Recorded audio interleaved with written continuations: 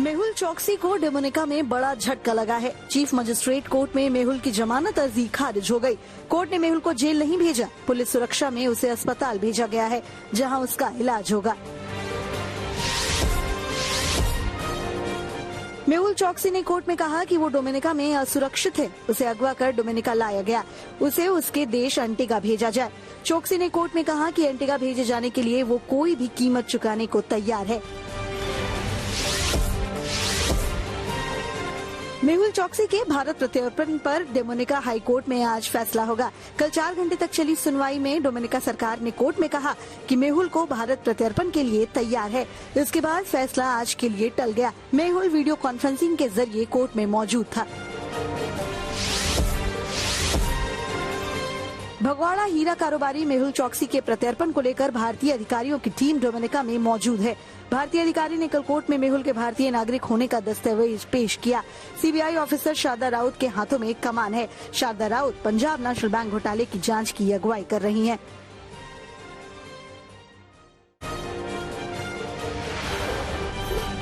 आज से आरएसएस की समन्वय की बैठक दिल्ली में शुरू हो रही है। ये बैठक 3 दिनों तक चलेगी। इसमें शामिल होने के लिए सर संघ चालक डॉक्टर मोहन भागवत भी हिस्सा ले रहे हैं। बैठक में संघ से जुड़े आला लोग के अलावा संघ के अलग अलग संगठनों के प्रमुख भी अलग अलग समय पर बैठक में शामिल होंगे। कुछ संगठनों के प्रमुख ऑनलाइन भी जुड़ेंगे। बैठक में कोरोना संकट के बीच हालातों की तैयारियों पर चर्चा हो सकती है। कोरोना काल में आम आदमी तक पहुंचने और उनके साथ संकट में खड़े दिखने की योजना के तहत संघ से जुड़े संगठनों को दिशा निर्देश दे सकता है। बिहार में लड़कियों की शिक्षा को लेकर नीतीश सरकार ने बड़ा ऐलान किया है। लड़कियों को उच्च शिक्षा की ओर आकर्षित करने के लिए बिहार सरकार ने राज्य के सभी मेडिकल और इंजीनियरिंग कॉलेजों में आरक्षण देने का ऐलान किया है। सरकारी ऐलान के अनुसार अब राज्य के सभी मेडिकल और इंजीनियरिंग कॉलेज में बिहारी छात्राओं को 33% आरक्षण मिलेगा। मुख्यमंत्री नीतीश कुमार के सामने वीडियो कॉन्फ्रेंसिंग के माध्यम से इंजीनियरिंग और मेडिकल विश्वविद्यालय स्थापित करने के संबंध में प्रस्तावित विधेयक का प्रेजेंटेशन दिया गया। दिल्ली की एक अदालत ने छात्र साल स्टेडियम में पहलवान सागर धनखड़ की हत्या के मामले में गिरफ्तार ओलंपिक पदक विजेता पहलवान सुशील कुमार को न्यायिक हिरासत में भेज दिया गया है और दिल्ली पुलिस की 3 दिन की हिरासत बढ़ाने की याचिका को ठुकरा दिया है। इससे पहले 29 मई को कोर्ट ने 4 दिन की पुलिस हिरासत को बढ़ाया था। पुलिस ने एक बार फिर कहा कि सुशील जांच में सहयोग नहीं कर रहा है, लेकिन रोहिणी कोर्ट ने पहलवान सुशील कुमार की पुलिस कस्टडी के लिए लगाई अर्जी को खारिज कर दिया। अभिनेत्री जूही चावला द्वारा 5G वायरलेस नेटवर्क को लागू करने के खिलाफ लगाई गई याचिका पर दिल्ली हाई कोर्ट में सुनवाई हुई। मामले की सुनवाई वर्चुअल मोड में हो रही थी। इस दौरान बीच में ही एक शख्स ने जूही चावला की फिल्म का गाना गाना शुरू कर दिया, जिसके बाद मामले की वर्चुअल मोड में हो रही सुनवाई को बीच में ही रोकना पड़ा। कोर्ट ने उस व्यक्ति को वर्चुअल हियरिंग से बाहर निकालकर दोबारा सुनवाई शुरू की। कोर्ट ने इसे बेहद गंभीरता से लेते हुए कोर्ट की अवमानना का नोटिस जारी किया और पुलिस को इस मामले में उस व्यक्ति का पता लगाकर उसके खिलाफ कार्रवाई का आदेश दिया। दिल्ली सरकार ने अपनी शराब नीतियों में बदलाव कर दिया है। सरकार ने शराब की होम डिलीवरी की अनुमति दे दी है, लेकिन अभी भी इसके होम डिलीवरी में काफी समय लग सकता है। दरअसल दिल्ली में पहले से ही शराब के होम डिलीवरी का ऑप्शन था, लेकिन पहले इसे मंगवाने के लिए फैक्स या मेल करना होता था। सरकार ने आबकारी नीतियों में थोड़ा सा बदलाव करते हुए अब ईमेल और फैक्स की जगह पोर्टल और ऐप कर दिया है। ऐसे में इसके लिए शराब व्यापारियों को लाइसेंस लेने के लिए बोली में हिस्सा लेना पड़ेगा, जिसकी तारीख अभी तय नहीं की गई है।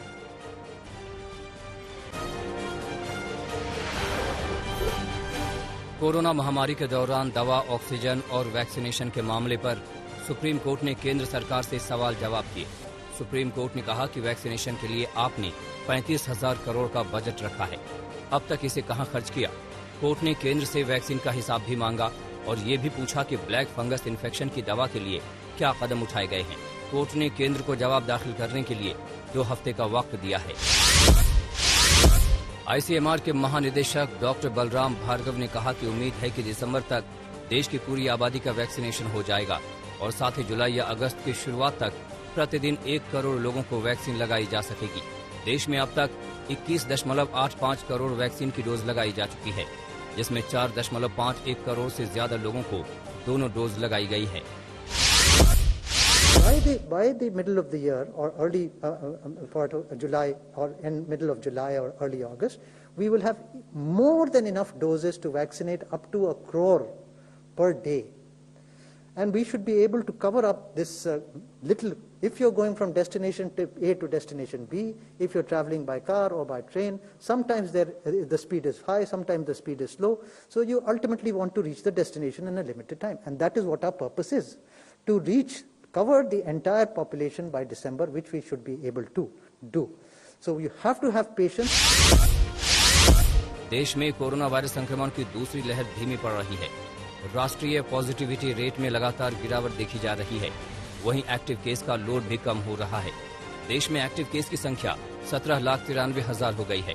स्वास्थ्य मंत्रालय के मुताबिक देश में 29 राज्य और केंद्र शासित प्रदेश ऐसे हैं जहां प्रतिदिन 5,000 से कम मामले दर्ज किए जा रहे हैं। 28 अप्रैल से 4 मई के बीच देश में 531 ऐसे जिले थे जहां प्रतिदिन 100 से ज्यादा मामले दर्ज किए जा रहे थे। ऐसे जिले अब 295 रह गए हैं। बंगाल की मुख्यमंत्री ममता बनर्जी ने वैक्सीन को लेकर मोदी सरकार पर हमला बोला है। ममता ने कहा कि केंद्र सरकार बहुत कुछ कहती है पर होता नहीं है। ममता के मुताबिक मामले को लेकर ओडिशा और केरल के सीएम से बात की और सभी ने फ्री वैक्सीन देने पर सहमति जताई। ममता ने कहा कि केंद्र राज्यों को तो वैक्सीन नहीं दे पा रहे हैं, ऐसे में दिसंबर तक कैसे पूरे देश को वैक्सीनेट करेंगे। महाराष्ट्र में कोरोना की रफ्तार में कमी देखी जा रही है। पिछले 24 घंटे में 15,169 लोग कोरोना से संक्रमित हुए हैं और इतने ही समय में 29,270 मरीज संक्रमण से उभरे हैं। महाराष्ट्र में अब तक 57,76,184 लोग कोरोना से संक्रमित हुए हैं और इनमें से 96,751 मरीजों की मौत हुई है। वहीं 54,60,589 मरीज संक्रमण से उभरे हैं। मुंबई की बात करें तो 24 घंटे में 923 लोग कोरोना से संक्रमित हुए हैं और 31 मरीज की मौत हुई है। महाराष्ट्र सरकार ने ग्रामीण इलाकों में कोविड-19 को फैलने से रोकने के लिए प्रेरित करने के मकसद से कोरोना मुक्त गांव प्रतियोगिता की घोषणा की। इस प्रतियोगिता के तहत हर राजस्व मंडल में कोविड-19 से निपटने के लिए अच्छे काम करने वाली 3 गांव पंचायतों को इनाम दिए जाएंगे। प्रथम पुरस्कार के तहत 50 लाख रुपए दिए जाएंगे, दूसरे विजेता को 25 लाख और तीसरे विजेता को 15 लाख रुपए दिए जाएंगे। राज्य में 6 राजस्व मंडल हैं, इसलिए कुल 18 पुरस्कार होंगे। इनाम की कुल राशि 5.4 करोड़ रुपए है।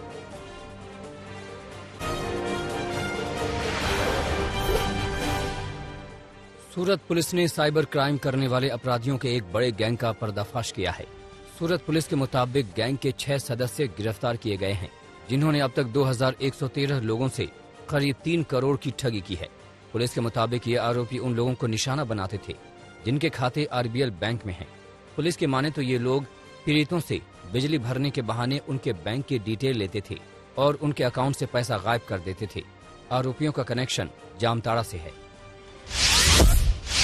फिशिंग का तरीका ये था कि कार्ड होल्डर के पास फोन आता था और उसको बताया जाता था कि मैं आरबीएल कार्ड के ऑफिस से बोल रहा हूं, आप अपना वेरिफिकेशन कराएं और वेरिफिकेशन के लिए उसका कार्ड नंबर और उसका बर्थ डेट वो ले लिया जाता था। राजस्थान के टोंक में एक शख्स ने फांसी लगाकर जान दे दी। मामला जिला मुख्यालय की आवासन मंडल कॉलोनी के सेक्टर 3 का है। बताया जा रहा है कि 24 मई को मृतक की पत्नी ने खुदकुशी कर ली थी, जिसके बाद मृतक पर दहेज के लिए हत्या का केस दर्ज कराया गया था। मृतक इसी बात को लेकर अवसाद में था और इसीलिए उसने फांसी का फंदा लगाकर जान दे दी। पुलिस ने शव पोस्टमार्टम के लिए भेज दिया है और आगे की कार्रवाई में जुट गई है। पिता ने बताया था कि 2-3 दिन से ये जो मृतक है जय सिंह, वो डिप्रेशन के अंदर था। इसके खिलाफ 304 बीघा 7 दिन पहले प्रकरण पंजीबद्ध हुआ था, जिसके अंदर मृतक की मां और मृतक की बहन के खिलाफ एक प्रकरण पंजीबद्ध हुआ था, जिसमें इसकी पत्नी सुसाइड की थी। शादी के 5 साल हुए थे उसकी शादी को। इस पर वो थोड़ा डिप्रेशन। कानपुर में बीजेपी नेता और उनके समर्थकों पर पुलिस ने केस दर्ज किया है। बताया जा रहा है कि बीजेपी नेता नारायण भदौरिया के जन्मदिन के उत्सव में हिस्ट्री शीटर मनोज सिंह शामिल हुआ था। मनोज सिंह की खबर पुलिस को लगी तो पुलिस मनोज सिंह को पकड़ने पहुंच गई। पुलिस ने आरोपी मनोज सिंह को पकड़ भी लिया था, मगर बीजेपी नेता नारायण भदौरिया और उनके समर्थकों ने हंगामा शुरू कर दिया। बीजेपी नेता ने पुलिस वालों से धक्का मुक्की की और मनोज सिंह को पुलिस से छुड़ाकर भगा दिया। पुलिस ने वांछित को भगाने वाले लोगों पर केस दर्ज कर लिया है। उत्तर प्रदेश के सुल्तानपुर जेल में हत्या के एक आरोपी ने फांसी लगाकर जान दे दी। बताया जा रहा है कि अप्रैल में एक युवक की हत्या हुई थी, जिसकी हत्या के आरोप में 10 दिन पहले विपिन नाम के युवक को गिरफ्तार किया गया था। जेल प्रशासन के माने तो आरोपी ने गमछे का फंदा बनाया और लैट्रिन के पाइप से लटक कर जान दे दी। वहीं मृतक के परिजनों की माने तो उनका बेटा निर्दोष था। पुलिस ने उसे जानबूझकर फंसाया था, जिससे दुखी होकर उसने जान दे दी। एक पानी का पाइप, जब पाइप वो मुड़ता है तो वहाँ एक उसने मूछा बांध करके जो है मूछा बांध के और एक नीचे बोतल रखी थी, हो सकता है बोतल पे चढ़ा हो, और उससे फांसी लगा दिया मूछा से, और वो एक्सपायर हो गया। अभी उसका भाई अनिल यादव और एक चाचा जी का उसके का लड़का चचेरा भाई भी आया, उसी के सामने जो है पंचनामा भरा गया है। झारखंड के देवघर में पुलिस ने साइबर अपराधियों पर शिकंजा कसा है। पुलिस ने अलग अलग थाना क्षेत्र में साइबर अपराध करने वाले 12 आरोपियों को गिरफ्तार किया है। आरोपियों के पास से 28 मोबाइल, 12 एटीएम, 2 लैपटॉप समेत 3 बाइक बरामद हुई है। पुलिस आगे की जांच में जुट गई है।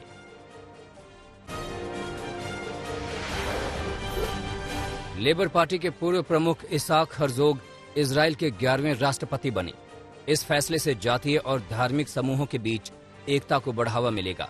हर्जोग ने प्रतिद्वंद्वी उम्मीदवार मिरियम पेरेट्स को हराया है, जो एक शिक्षक और युद्ध में जान गंवाने वाले 2 इजरायली सेना के अधिकारियों की मां हैं।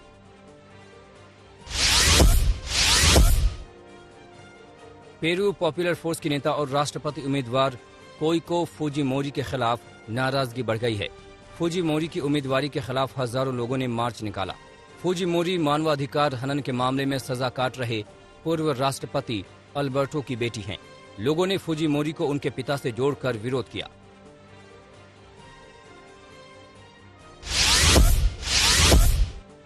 अमेरिकी राष्ट्रपति जो बाइडेन ने अलास्का के आर्कटिक तेल और गैस पट्टियों को निलंबित किया। अलास्का निवासी लंबे समय से तेल पट्टियों को बंद करने की मांग कर रहे थे। पूर्व राष्ट्रपति डोनाल्ड ट्रंप ने आर्कटिक सागर में ड्रिलिंग प्रोग्राम की शुरुआत की थी। प्रकृति संरक्षण से जुड़े कार्यकर्ता विरोध कर रहे थे।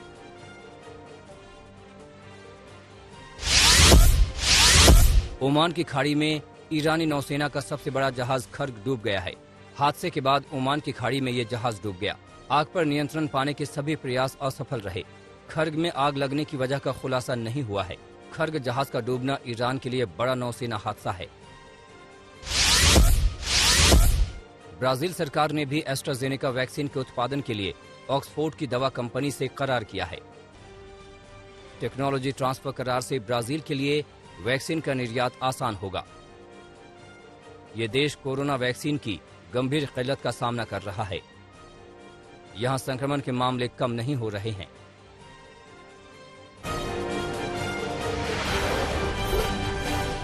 थाईलैंड को जल्द एस्ट्राजेनेका वैक्सीन की बड़ी खेप मिलेगी।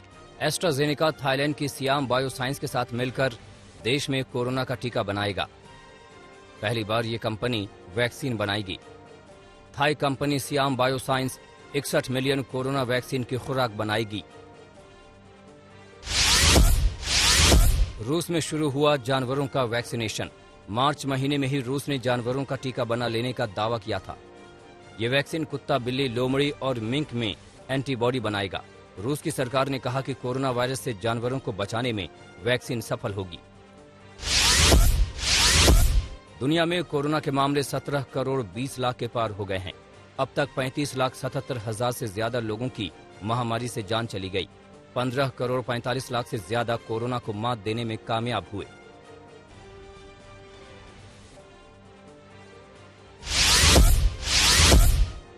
दक्षिणी और मध्य फिलीपींस में तूफान से भारी तबाही मची है। तूफान के बाद बाढ़ जैसे हालात हैं। कई जगह भूस्खलन की घटनाएं हुई हैं। सैकड़ों लोगों को सुरक्षित स्थानों पर रेस्क्यू किया गया। तूफान की चपेट में आकर 3 लोगों की जान चली गई। राहत बचाव का काम जारी है।